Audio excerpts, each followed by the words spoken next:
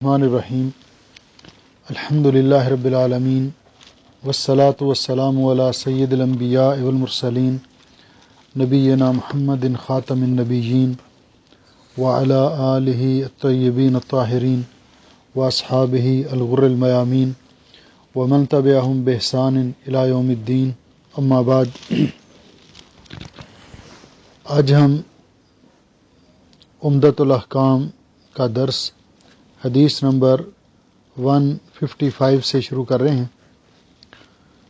کوئی ساتھی حدیث کی قرأت کرے اور اس کے بعد پھر ہم اس کی تشریح کرتے ہیں۔ حدیث 155 باب 45 پیج 284۔ عن عائشة رضي الله عنها أن رسول الله صلى الله عليه وسلم كفن في ثلاثة أثواب يمانية بيض سهولية ليس فيها قميص ولا إمامة۔ اور یہ حدیث بھی رواہ البخاری فی صحیح کتاب الجنائز باب الثياب البيض ورواہ مسلم فی صحیح۔ یہ حدیث پاک جو ہے اس پر جو ٹائٹل بعض علماء نے دیا ہے وہ کفن کا ٹائٹل دیا ہے کہ کفن کے کیا احکام ہیں اور اس کا طریقہ کار کیا ہے۔ تو بنیادی طور پر اس میں صاحب کتاب نے ایک ہی حدیث پاک ذکر کی ہے اور وہ ہے ام المومنین عائشہ رضی اللہ تعالی عنہ کی روایت۔ عن عائشہ رضی اللہ تعالی عنہ، ام المومنین عائشہ رضی اللہ تعالی عنہ کا تعارف یہ تو معروف ہے کہ مومنوں کی ماں ہیں۔ رسول اکرم صلی اللہ علیہ وسلم نے جن ازواج مطہرات سے شادی کی ان میں سے صرف یہی کنواری تھی، اور حضرت ابو بکر صدیق رضی اللہ تعالیٰ عنہ کی بیٹی۔ اللہ رب العزت نے ان کو بڑا مقام دیا۔ رسول اکرم صلی اللہ علیہ وسلم کے لیے ان کا انتخاب خود اللہ رب العزت نے کیا، جس طرح کہ حدیث پاک کی کتابوں میں واضح ہے، اور بہت ساری چیزوں میں اللہ رب العزت نے ان کو فضیلت عطا کی۔ تو بیان کرتی ہیں کہ ان رسول اللہ صلی اللہ علیہ وسلم کفنا، بے شک رسول اللہ صلی اللہ علیہ وسلم کو کفن پہنایا گیا، فی ثلاثت اثواب، اثواب ثوب کی جمع ہے، ثلاثہ میں نے تین کپڑوں میں آپ کو کفن پہنایا گیا۔ یمانیتن، وہ کپڑے جو تھے وہ یمنی تھے، یعنی یمن کے بنے ہوئے تھے۔ بیزن، سفید رنگ کے تھے، وہ تینوں کپڑے یمن کے بنے ہوئے تھے۔ بیزن، سفید رنگ کے تھے۔ سہولیتن، سہولی جو ہے یہ یمن کے اندر ایک علاقہ ہے، ایک بستی ہے جس کا نام، وہاں سے کپڑا بنا جاتا تھا، تو اس کو وہاں سے بنے ہوئے کپڑے ان کو سہولیہ کہتے ہیں، کہ سہولی علاقے کے یمنی چادریں، سہولی علاقے کی یمنی چادروں میں جو سفید رنگ کی تھیں رسول اکرم صلی اللہ علیہ وسلم کو کفن پہنایا گیا۔ لیس فیہا قمیص ولا امامہ، آپ کے کفن میں نہ تو قمیص تھی اور نہ ہی امامہ تھا، یعنی نہ پگڑی اس میں پہنائی گئی اور نہ قمیص پہنائی گئی، تین چادریں تھیں۔ اس حدیث پاک میں جو چیزیں واضح ہوتی ہیں، سب سے پہلے تو کفن کا حکم کیا ہے، سب سے پہلے کفن کا حکم کیا ہے۔ تو کفن پہنانا میت کو یہ فرض کفایہ ہے، فرض کفایہ ہے۔ فرض کفایہ کا معنی آپ جانتے ہیں کہ اگر کچھ لوگ میت کے کفن کا اہتمام کر دیں، پہنا دیں، تو باقی سب سے وہ فرض ساقط، یہ نہیں کہ ہر کوئی کفن لے کر آئے، لیکن اگر کوئی بھی نہ پہنائے تو پھر اس علاقے کے سارے لوگ اگر اس میں کوتاہی کریں گے تو گناہ گار ہوں گے، جس طرح کہ نماز جنازہ کے بارے میں کہ فرض کفایہ ہے۔ تو کفن پہنانا میت کو، اور اس کے لیے جو دلیل ہے کہ رسول اکرم صلی اللہ علیہ وسلم کا ارشاد گرامی کہ حجۃ الوداع کے موقع پر میدان عرفات میں آپ کے ساتھ جو لوگ شریک تھے ان میں سے ایک صحابی اپنی اونٹنی سے نیچے گرے اور وہیں پہ فوت ہو گئے. تو رسول اکرم صلی اللہ علیہ وسلم نے حکم دیا کفنوہ. وہ حدیث لمبی ہے کہ اس کو کھجور کے پتے پانی کے اندر ان کو جوش دے کر اس کے ساتھ غسل دیجئے. وَكَفِّنُوهُ فِي ثَوْبَيْهِ. تو یہاں آپ نے فرمایا کفنوہ، تو یہ امر کا صیغہ ہے. امر کا صیغہ جو ہے عمومی طور پر یہ وجوب کے لیے ہوتا ہے. تو اس سے علماء نے استدلال کیا کہ کفن جو ہے وہ میت کو پہنانا واجب ہے. دوسری بات کہ کفن جو ہے اس میں افضل یہ ہے کہ 3 چادریں 3 کپڑے ہوں، یعنی 3 چادریں کفن کے اندر ہوں. یہ جمہور کا مذہب ہے اور ان کی دلیل یہی حدیث ہے جو اس باب کے اندر ہم پڑھ رہے ہیں کہ 3 چادروں کے اندر رسول اکرم صلی اللہ علیہ وسلم کو کفن پہنایا گیا جو یمن کے سہولی علاقے کی سفید رنگ کی چادریں تھیں. تو ایک تو افضل یہ ہے کہ کفن جو ہے وہ اس کے 3 کپڑے ہوں، 3 چادریں ہوں. یہ جمہور کا مذہب ہے، یہ دلیل ہے. اور اس کے ساتھ ساتھ انہوں نے یہ بھی کہا کہ اللہ تعالیٰ نے رسول اکرم صلی اللہ علیہ وسلم کے لیے چونکہ اسی کو پسند کیا، اللہ رب العزت نے رسول اکرم صلی اللہ علیہ وسلم کے لیے سفید رنگ کی 3 چادروں کو پسند کیا، اس لیے کفن پہنانا جو ہے وہ 3 چادروں کے اندر افضل ہے.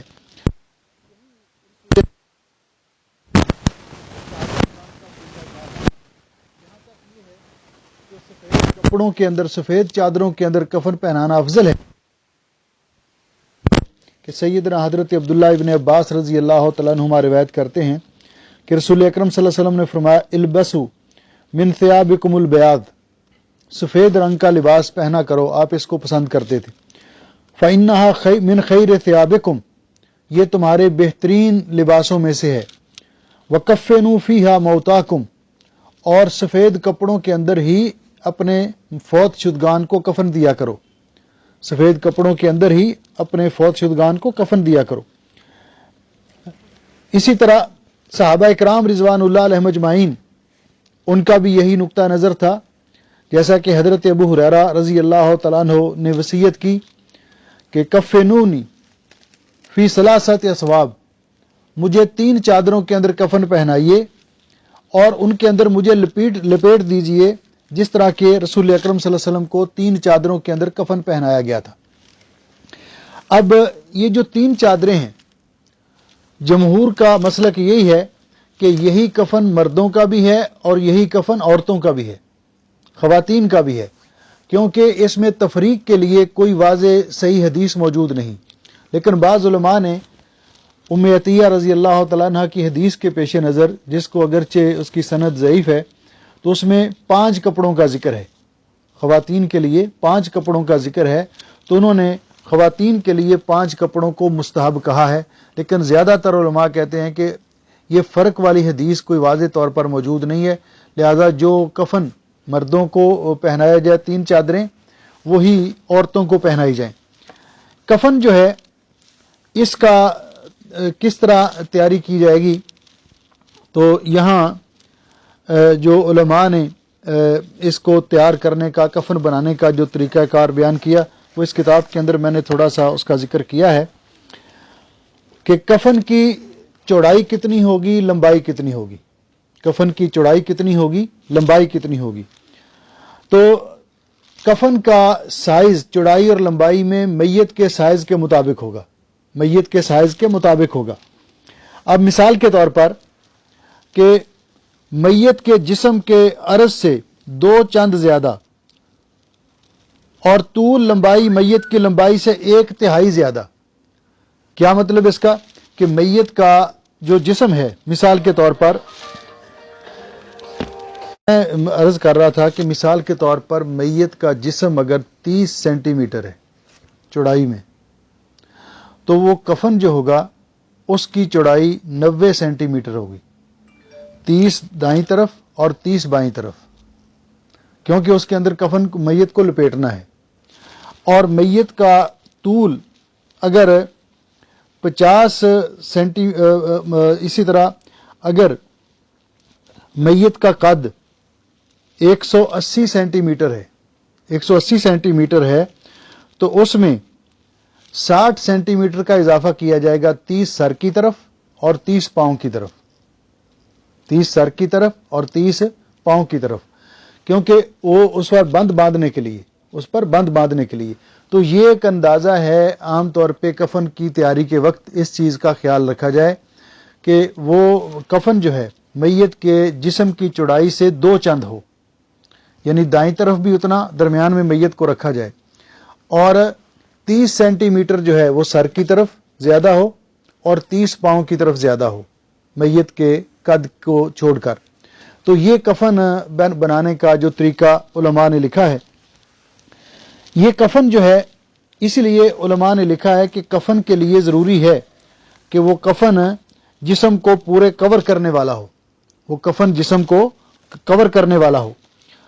اور اسی لیے امام احمد ابن حنبل رحمۃ اللہ علیہ ام المومنین عائشہ رضی اللہ تعالیٰ عنہ کی اسی حدیث سے استدلال کرتے ہیں، اور علماء اس بنیاد پر کہتے ہیں کہ افضل یہ ہے کہ وہ کفن جو ہے، بلکہ واجب ہے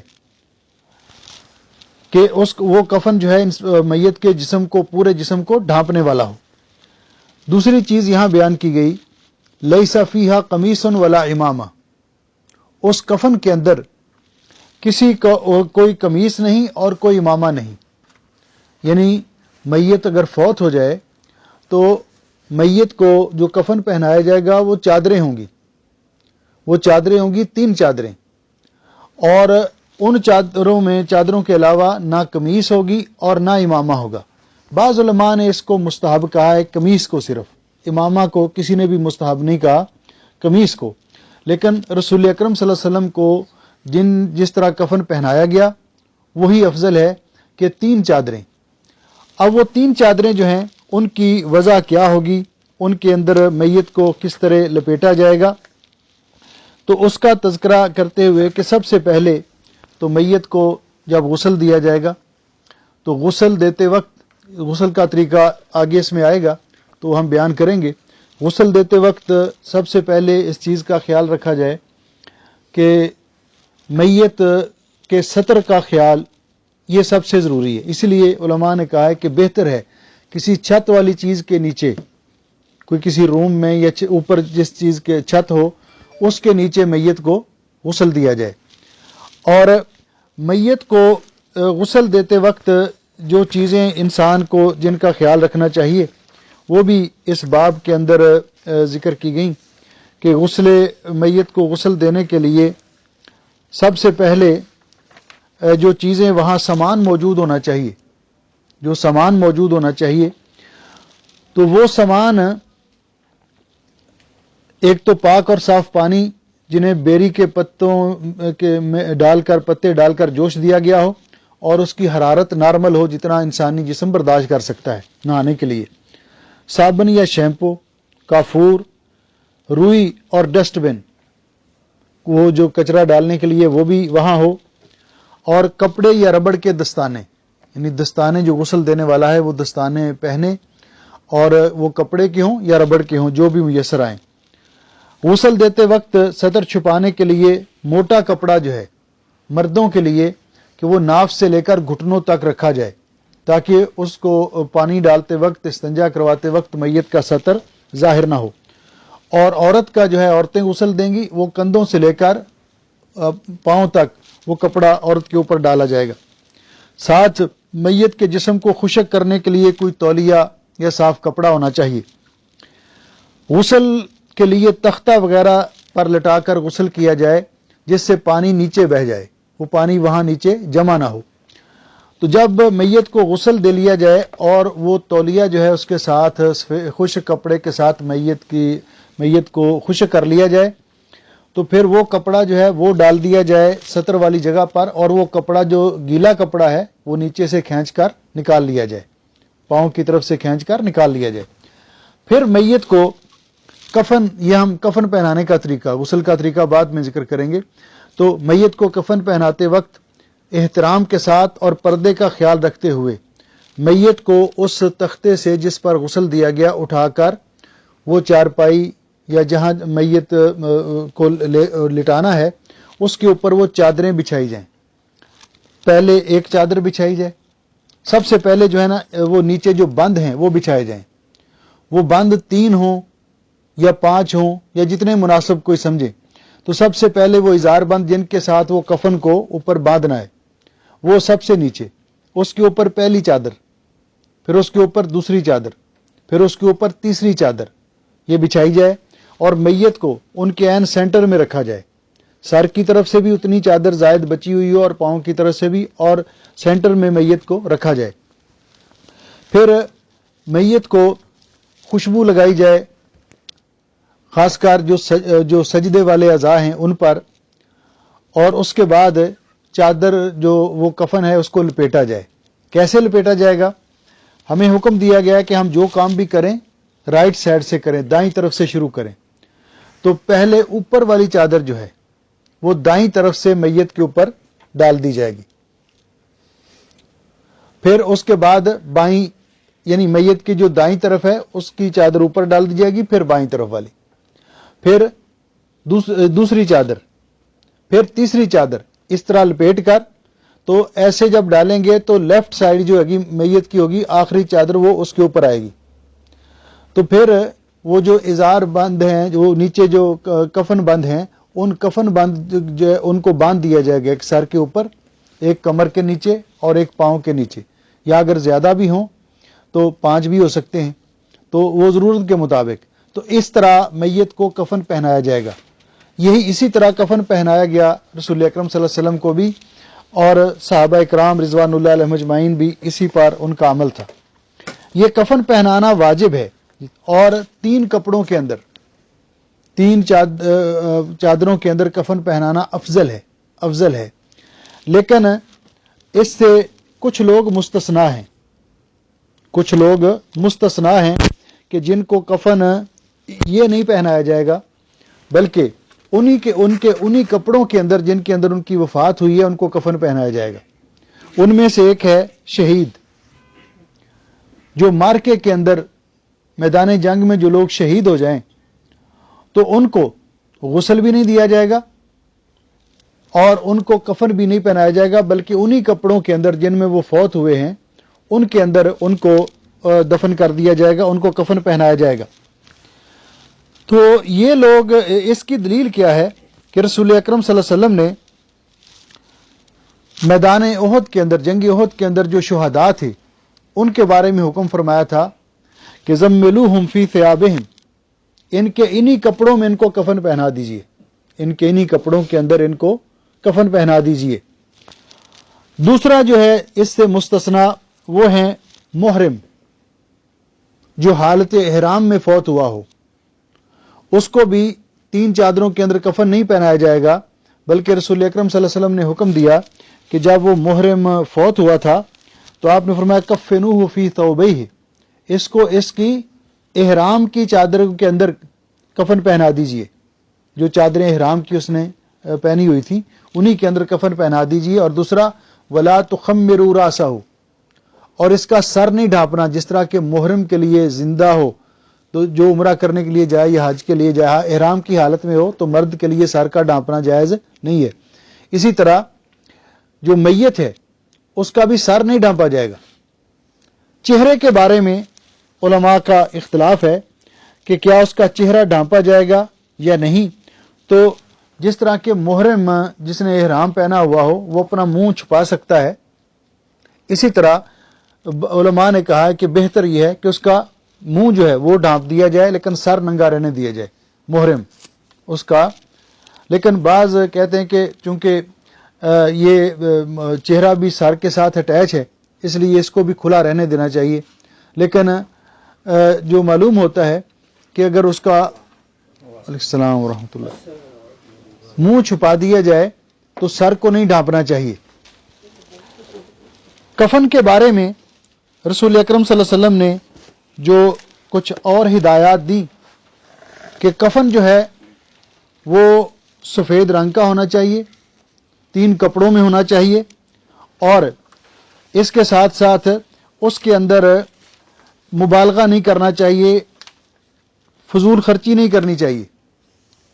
یعنی کفن جو ہے جیسا کہ رسول اکرم صلی اللہ علیہ وسلم نے فرمایا لا تغالوا فی الکفن، کفن کے اندر مبالغہ آرائی نہ کرو، یعنی اسراف نہ کرو. مہنگا کفن یعنی مہنگے کپڑے کا، کہ ہماری میت جو ہے یہ امیر کبیر ہے تو اس کو مہنگے کپڑے کا کفن پہنانا، کیونکہ اس نے بسیدہ ہو جانا ہے.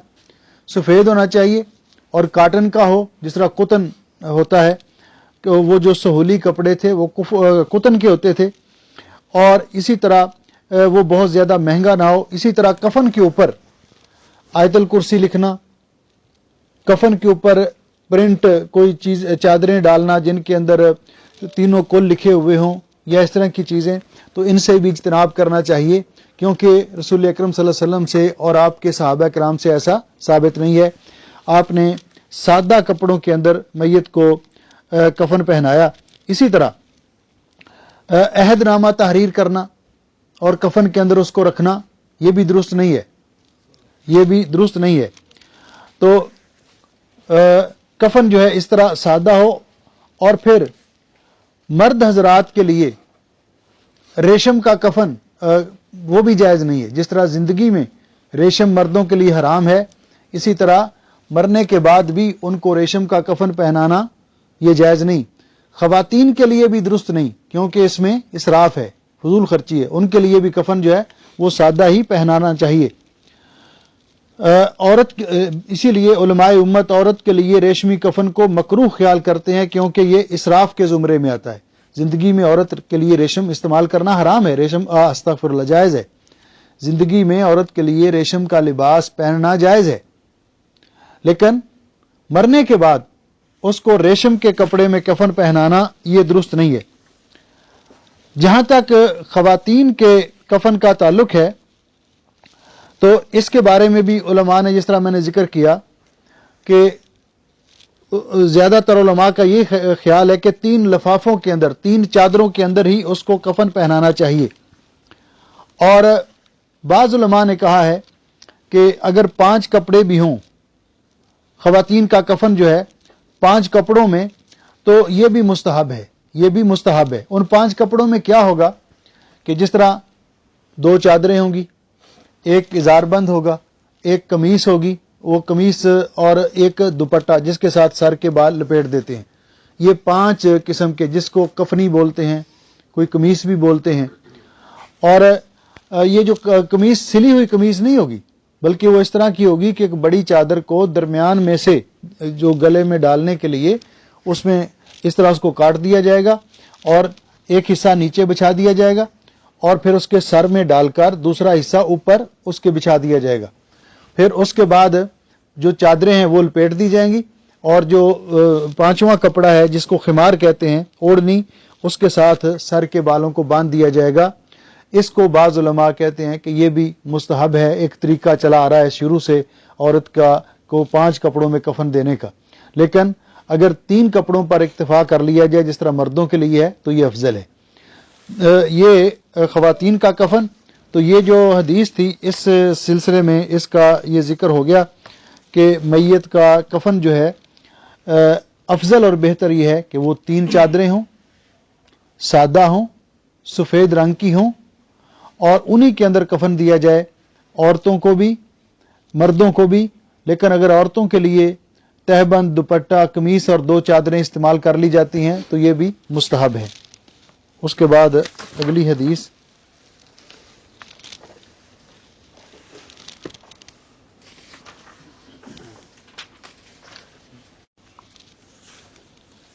عن عائشة رضي الله عنها أن رسول الله صلى الله عليه وسلم كفن في 3 نہیں، یہ تو پڑھ لیے، یہ تو پڑھ لیے 156.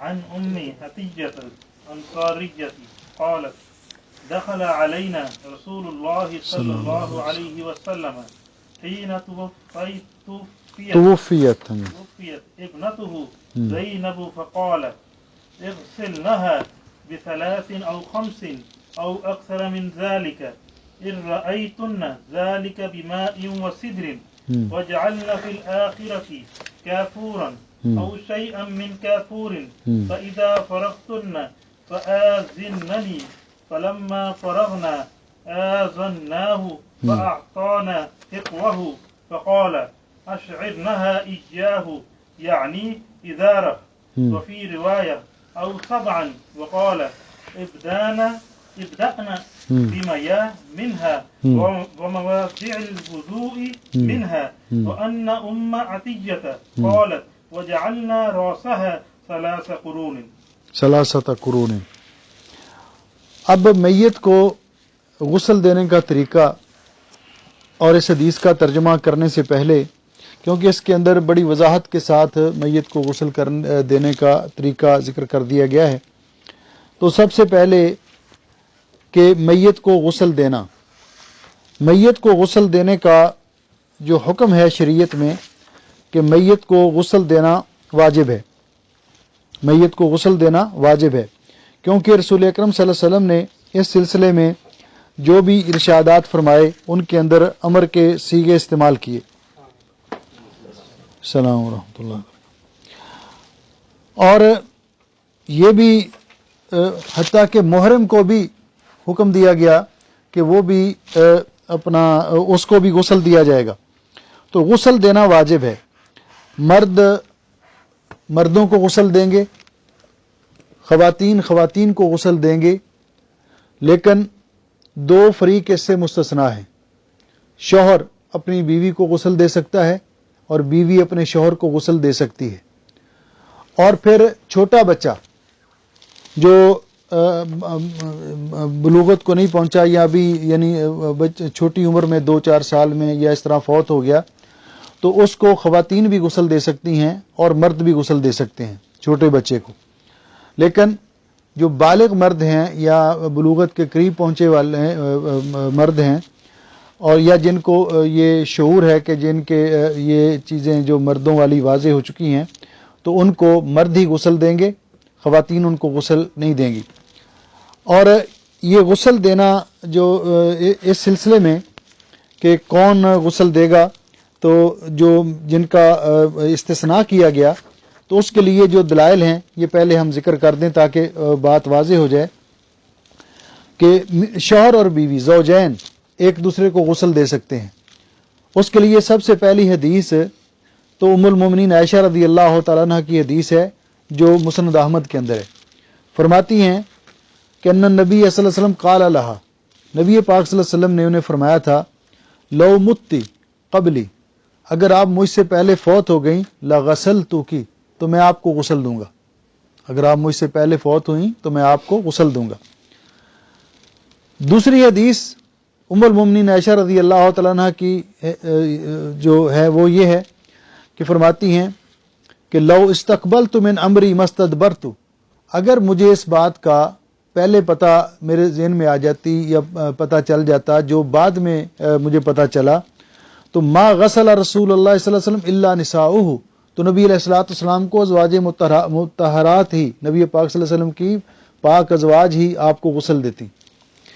پھر دارقطنی کے اندر حدیث ہے ان اسماء بنت امیس، اسماء بنت امیس بیان کرتی ہیں ان فاطمہ اوصت ان یغسلها علی، کہ سیدہ فاطمہ رضی اللہ تعالیٰ عنہ نے یہ وصیت کی تھی کہ مجھے میرے شوہر حضرت علی ہی غسل دیں. پھر وَأَنَّ أَبَا بَكْرٍ أَوْصَى امْرَأَتَهُ أَسْمَاءَ بِنْتِ أُمَيْسٍ أَن تَغْسِلَهُ فَغَسَلَتْهُ، اور حضرت ابو بکر نے یہ وصیت کی تھی کہ مجھے میری بیوی اسماء بنت امیس وہ غسل دیں، تو انہوں نے ہی حضرت ابو بکر کو غسل دیا تھا. تو یہ کہ شوہر بیوی کو غسل دے سکتا ہے اور بیوی شوہر کو غسل دے سکتی ہے، یہ ہمارے والا مسئلہ نہیں ہے کہ مرنے کے بعد نکاح ٹوٹ گیا، اب غسل دینا تو بڑی دور کی بات ہے. شوہر اپنی بیوی کی چارپائی کو ہاتھ بھی نہیں لگا سکتا یا اس کا چہرہ بھی نہیں دیکھ سکتا. حالانکہ دوسرے دیکھتے رہیں کوئی بات نہیں، دوسرے چارپائی اٹھا لیں کوئی بات نہیں، وہ بیچارے کے ساتھ جس کے ساتھ ساری زندگی اس نے بسر کی ہے وہ اب اس کی چارپائی کو ہاتھ بھی نہیں لگا سکتا. تو یہ ہمارے معاشرے کی کچھ باتیں ہیں. اور جب یہ کہا جاتا ہے کہ جب نکاح ٹوٹ گیا ہے تو پھر شوہر بیوی کو شوہر کا اور شوہر کو اس کی بیوی کا وارث بھی نہیں بننا چاہیے، لیکن یہ مسئلہ کوئی نہیں مانتا، کہتے نہیں جی وہ تھی تو اس کی بیوی، اگر فوت ہو گئی ہے تو شوہر اس کو اس کی جائیداد میں حصہ ملنا چاہیے، اگر شوہر فوت ہوا ہے تو بیوی کو اس کی پراپرٹی میں حصہ ملنا چاہیے. اور ادھر کہتے ہیں نکاح ٹوٹ گیا، اس کی چارپائی کے قریب بھی نہیں جا سکتا. تو صحیح مسئلہ جو ہے یہ ہے کہ فریقین شوہر اور بیوی ایک دوسرے کو غسل دے سکتے ہیں. غسل دینا میت کو، یہ ہر مسلمان کو اس کا طریقہ آنا چاہیے، ہر مسلمان کو. ہمارے معاشرے میں آپ یہ بھی دیکھتے ہیں کہ صرف مولوی صاحب کو ہوتا ہے کہ مولوی صاحب غسل دیں گے میت کو، اور مولوی صاحب کی وائف جو ہے وہ خواتین کو غسل دے گی. حالانکہ یہ اتنے اجر و ثواب کا کام ہے کہ رسول اکرم صلی اللہ علیہ وسلم کا ارشاد گرامی ہے. آپ نے فرمایا من غسل میتا فسترہ، جو شخص کسی میت کو غسل دیتا ہے اور اس کے سترہ من الذنوب، اس کے جو عیوب ہیں جسم کے اندر نقائص ہیں ان کی پردہ پوشی کرتا ہے، ان کی ستر پوشی کرتا ہے، کسی کے سامنے بیان نہیں کرتا، تو اللہ تعالیٰ سترہ اللہ من الذنوب، اللہ تعالیٰ قیامت کے دن اس کے گناہوں کو ڈھانپ دے گا، گناہوں سے اس کی پردہ پوشی کرے گا. ومن کفن مسلما، اور جو کسی مسلمان کو کفن پہناتا ہے، یعنی کفن خرید کر دیتا ہے، کفن پہناتا ہے، اس کے کفن کا انتظام کرتا ہے، تو کساہ اللہ من السندس، اللہ تعالیٰ جنت میں اس کو موٹے ریشم کا لباس پہنائے گا. یہ رسول اکرم صلی اللہ علیہ وسلم نے فرمایا. اسی طرح دوسری حدیث میں رسول اکرم صلی اللہ علیہ وسلم نے فرمایا من غسل میتا فقتم علیہ، جس نے کسی میت کو غسل دیا اور اس نے اس کے عیب چھپائے جو اس کو محسوس ہوئے، غفر اللہ لہ 40 مرہ، اللہ تعالیٰ 40 مرتبہ اس کی مغفرت کرتا ہے. ومن کفن میتا کساہ اللہ من سندس و استبرق، جس نے کسی میت کو کفن پہنایا اللہ تعالیٰ اس کو موٹے اور باریک ریشم کا لباس پہنائے گا فی الجنہ، جنت میں. ومن حفر لمیت قبرا، جس نے کسی میت کے لیے قبر کھودی، خواہ اس نے قبر کا گڑھا کھود کر تیار کیا یا جگہ نہیں ہے میت کے لیے، میت کو قبر کے لیے جگہ خرید کے دی، فاجنہ، تو اس قبر کے اندر اس نے میت کو چھپایا، دفن کیا، اجر اللہ لہ من الاجر کاجر مسکن اسکنہ الی یوم القیامہ، اللہ تعالیٰ اس کو اتنا ثواب دے گا جیسا کہ کوئی کسی فقیر مسکین کو جس کے پاس گھر نہیں گھر بنا کے دیتا ہے، تو جب تک اس گھر میں آباد رہتا ہے اس کو اجر و ثواب ملتا رہتا ہے، صدقہ جاریہ اس کے لیے. اسی طرح جو قبر بنا کے دیتا ہے، میت کو مسکن بنا کے دیتا ہے، تو اس کو بھی قیامت تک اس میں میت رہے گی اور اس کو اجر و ثواب ملے گا، ایک جیسا کہ اس نے کسی مسکین کو مسکن بنا کر دیا. تو اس لیے یہ چیز انسان کے ذہن میں ہونی چاہیے. میت کو غسل کون دے گا؟ میت کو غسل دینے والے شخص کے اندر جن شرائط کا پایا جانا ضروری ہے ان میں سے پہلی شرط یہ ہے کہ وہ مسلمان ہو. پہلی شرط یہ ہے کہ میت کو غسل دینے والا مسلمان ہو. دوسری شرط یہ ہے کہ وہ عاقل و بالغ ہو، یعنی بالغ بھی ہو اور عاقل ہو. تیسری شرط یہ ہے کہ وہ دیانتدار اور امین ہو. یہ نہیں کہ میت کے عیب لوگوں کے سامنے، اللہ تعالیٰ نے ہمارا لباس بنایا ہے، ہمارے جسم کے اندر جو کچھ ہے اللہ نے اس دنیا کے اندر ہم رہ رہے ہیں، کسی کو پتہ نہیں ہے کہ اس قمیض کے نیچے کیا ہے، پاجامے کے نیچے کیا ہے. لیکن اگر کوئی زندگی میں تو اس نے اپنا ستر چھپایا، مرنے کے بعد اگر کوئی غسل دینے والا اس پر ظاہر کرے کہ یار یہ تو ایسا تھا، میں نے اس کو استنجا کروایا، یہ تو ایسا تھا، اس کو میں نے دیکھا ہے، اس میں تو یہ عیب تھا، تو اس نے خیانت کی اس کے ساتھ بہت بڑی، اس نے خیانت کی اس کے ساتھ بہت بڑی. اس لیے وہ دیانتدار اور امین ہو تاکہ میت میں اگر کوئی نقص و عیب دیکھے تو اسے کسی کے سامنے بیان نہ کرے بلکہ اس کی پردہ پوشی کرے. چوتھے نمبر پر غسل کے متعلق شرعی احکام سے واقف ہو. غسل دینے کا طریقہ شریعت میں کس طرح ہے وہ شرعی احکام اس کو آتے ہوں. اگر یہ اوصاف میت کے کسی قریبی رشتہ دار میں پائے جائیں تو وہ زیادہ اولیٰ ہے کہ میت کو غسل دے. یا پھر جس طرح کہ میت نے جن کے بارے میں وصیت کی ہو، میت نے جن کے بارے میں وصیت کی ہو، جیسا کہ حضرت ابو بکر صدیق نے وصیت کی تھی کہ ان کو غسل حضرت اسماء بنت امیس، سیدہ اسماء بنت امیس جو ان کی بیوی تھی وہ دیں، اور حضرت انس رضی اللہ تعالیٰ نے وصیت کی تھی کہ انہیں امام ابن سیرین غسل دیں.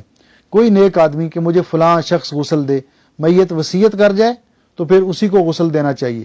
اگر نہیں وصیت کی تو پھر جو میت کے قریبی ہیں اگر ان کو غسل دینے کا طریقہ آتا ہو تو وہ دیں، نہیں تو پھر جس کو بھی مسلمان کو غسل دینے کا طریقہ شرعی طور پر آتا ہو وہ میت کو غسل دے۔ غسل دینے کے لیے تعداد غسل دینے والوں کی زیادہ نہیں ہونی چاہیے، بہتر ہے کہ وہ تعداد 2 ہو، ایک غسل دینے والا اور ایک اس کو سامان پکڑانے والا، پانی وغیرہ پکڑانے والا۔ وہاں ہجوم نہیں ہونا چاہیے کیونکہ یہ ستر اور پردے کا معاملہ ہے۔ میت کو غسل دینے کے لیے وہ جگہ پاک اور صاف ہونی چاہیے۔ بہتر ہے کہ غسل کی جگہ چھت والی ہو، جیسا کہ امام احمد ابن حنبل رحمۃ اللہ علیہ سے منقول ہے کہ غسل کے وقت میت اور آسمان کے مابین پردہ ہونا چاہیے۔ میت کو غسل دینے سے پہلے چند امور کا خیال رکھنا چاہیے۔ ان میں سے پہلی چیز یہ ہے کہ میت کو کسی اونچی جگہ، یعنی کوئی تختہ، چارپائی یا کوئی جگہ بنائی گئی ہے جو زمین سے اونچی ہو، اس پر لٹا کر غسل دیا جائے، تاکہ میت کے جسم سے نکلنے والے کوئی مواد یا غسل کا پانی جو ہے وہ نیچے بہہ جائے، وہاں پہ جمع نہ ہو، میت کے جسم کے گرد جمع نہ ہو۔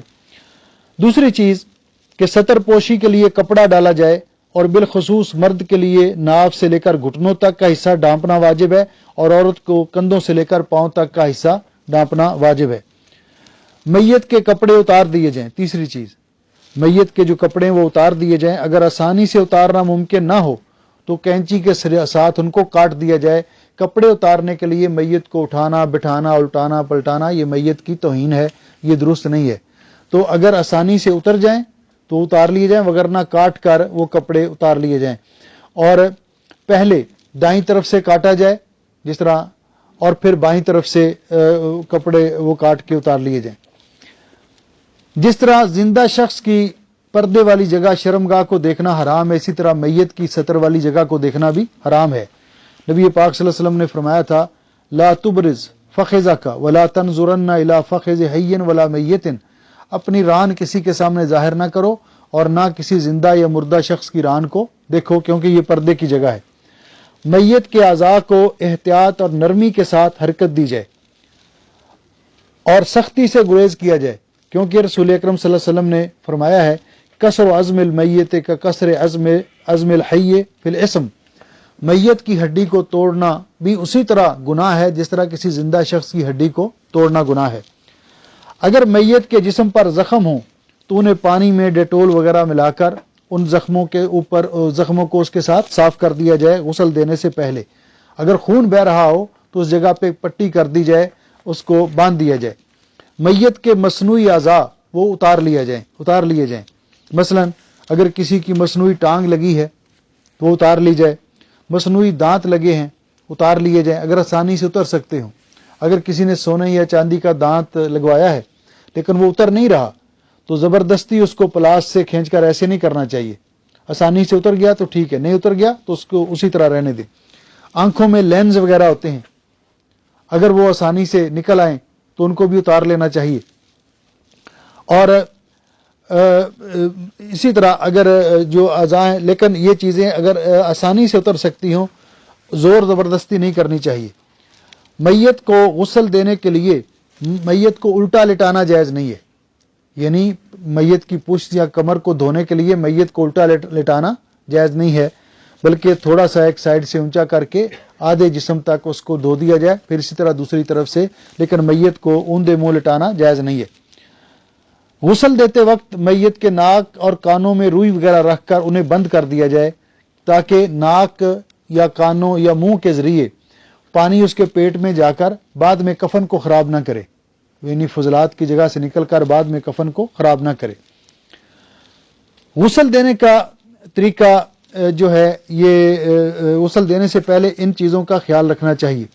غسل کے لیے جو سامان ہے وہ میں نے آپ کے سامنے پہلے بیان کر دیا کہ غسل کے لیے جو سامان سب سے پہلے ہونا چاہیے، تو جس تختے پر میت کو غسل دینا مقصود ہو اسے اچھی طرح صاف کر لیں، پھر اس پر میت کو سیدھا لٹائیں اور ستر پوش میت کے اوپر رہنا چاہیے۔ غسل دینے والا اپنے ہاتھوں پہ کپڑے یا ربڑ کی دستانے وغیرہ چڑھا لے تاکہ، اور جب استنجا وغیرہ کروا لے تو وہ اتار دے اور غسل دینے کے لیے پھر نئے دستانے اور یہ اپنا چڑھا لے۔ اس کے بعد میت کو غسل دینے کا جو طریقہ ہے وہ انشاءاللہ اس حدیث پاک کے اندر ہے. اب اس کا مختصر ترجمہ کرتے ہیں، اگر کوئی بات رہ گئی تو پھر اگلے درس میں. ام عطیہ انصاریہ یہ بڑی صحابیات میں سے بڑی فاضلہ صحابیہ تھیں، اور یہ انصاریہ تھی اور خواتین کو غسل دیا کرتی تھی، خواتین کو غسل دیا کرتی تھی. تو بیان کرتی ہیں کہ نبی پاک صلی اللہ علیہ وسلم کی بیٹی آپ کی بنت طاہرہ جن کا نام زینب تھا رضی اللہ تعالیٰ عنہ، جس وقت وہ فوت ہوئیں تو یہ کن کے نکاح میں تھیں؟ نبی پاک صلی اللہ علیہ وسلم کی بیٹی لخت جگر سیدہ زینب رضی اللہ تعالیٰ عنہ کن کے نکاح میں تھیں؟ ابو العاص، عمر بن عاص اور ہیں ابو العاص ابن ربی. ہاں جی، تو یہ فوت ہوئیں تو ہم ان کو غسل دے رہی تھیں، تو نبی علیہ السلام نے ہمیں حکم دیا اغسلناہا بثلاث او خمس، اس کو غسل دیجئے 3 مرتبہ یا 5 مرتبہ، جس سے علماء نے استدلال کیا ہے کہ میت کو غسل دینا طاق عدد میں چاہیے. اور اگر 3 مرتبہ، پھر اگر محسوس کرتے ہیں کہ 3 مرتبہ سے جسم اچھی طرح صاف نہیں ہوا تو 5 مرتبہ، اگر نہیں ہوا تو 7 مرتبہ.